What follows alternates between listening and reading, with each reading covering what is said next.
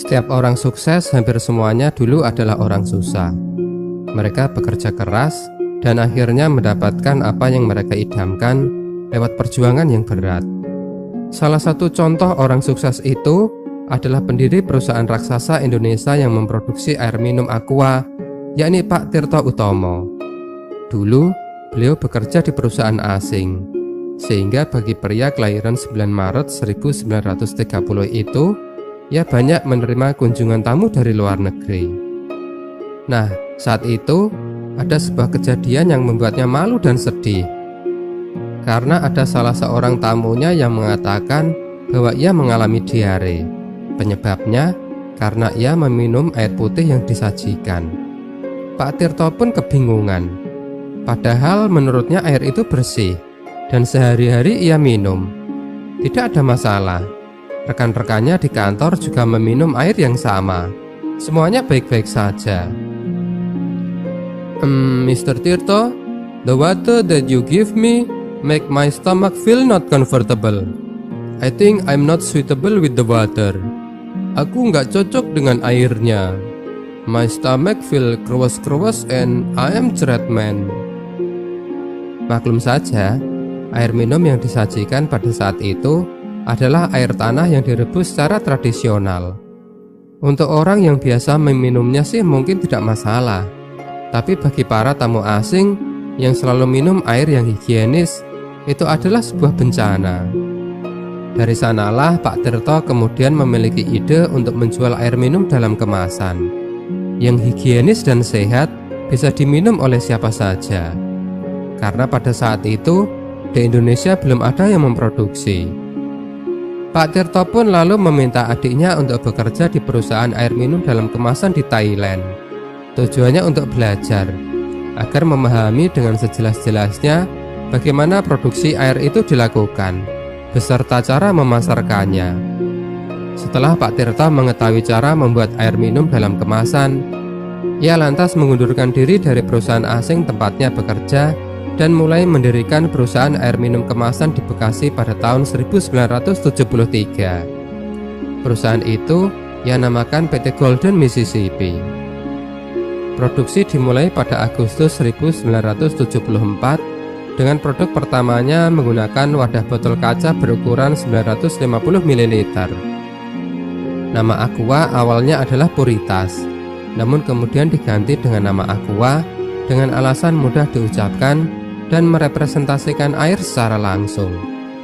Apakah penjualan Aqua langsung bagus pada saat itu? Apakah Aqua langsung disukai oleh konsumen? Oh tidak, malah sangat buruk sekali. Pada saat itu di Indonesia belum ada yang menjual air minum dalam kemasan, sehingga kehadiran Aqua tentu saja dianggap aneh oleh orang-orang. Kenapa kami harus membeli sesuatu yang bisa kami buat dengan mudah di rumah sendiri? Tanya orang-orang saat ditawari produk Aqua. Ini adalah produk yang konyol. Masa orang disuruh membeli air putih? Di rumah kan banyak. Kata orang yang lainnya lagi, coba deh Aqua itu dibuat ada rasanya, kayak jeruk, mangga atau semangka.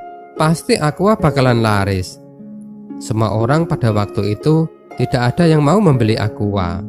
Semua strategi pemasaran yang dirancang oleh tim dari Aqua gagal total.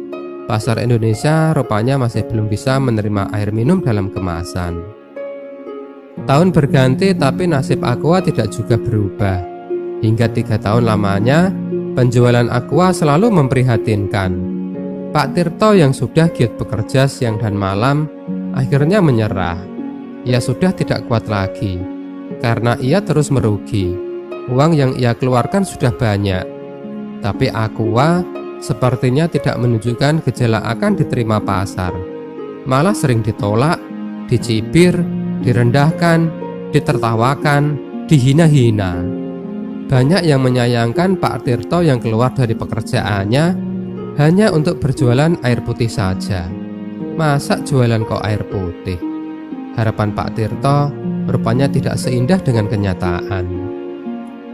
Lalu sebuah ide gila pun dilakukan. Aqua akan dinaikkan harganya sampai 3 kali lipat dari harganya pada saat itu.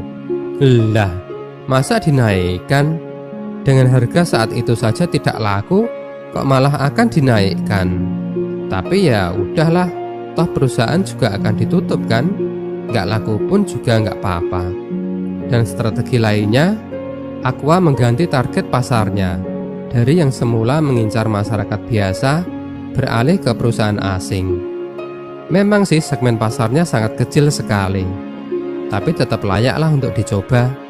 Karena waktu itu perusahaan asing juga cukup banyak kan di Jakarta, seperti perusahaan Korea yang waktu itu sedang menangani proyek tol Jagorawi. Tidak disangka-sangka, penjualan Aqua malah naik pesat. Produknya diterima. Para karyawan perusahaan asing itu merasa lebih segar saat meminum air Aqua bila dibanding dengan meminum air rebusan seperti yang sudah-sudah. Agaknya orang mulai percaya bahwa air minum Aqua merupakan air minum dengan kualitas tinggi justru saat harganya dinaikkan. Aqua mulai bangkit dari perusahaan yang hampir terjerembab menjadi jaya dan makmur sejahtera. Aqua menggeliat, apalagi saat ditemukan teknologi botol air minum dalam kemasan plastik, sehingga Aqua jadi lebih mudah didistribusikan. Seiring berjalannya waktu, Aqua menjadi standar air minum segar dan sehat. Ia dijual di restoran-restoran sampai ke tempat makan yang kecil, dari toko besar sampai ke warung di pinggir jalan, dari airport sampai ke terminal bus di pelosok desa. Aqua laris manis dan terjual di mana-mana.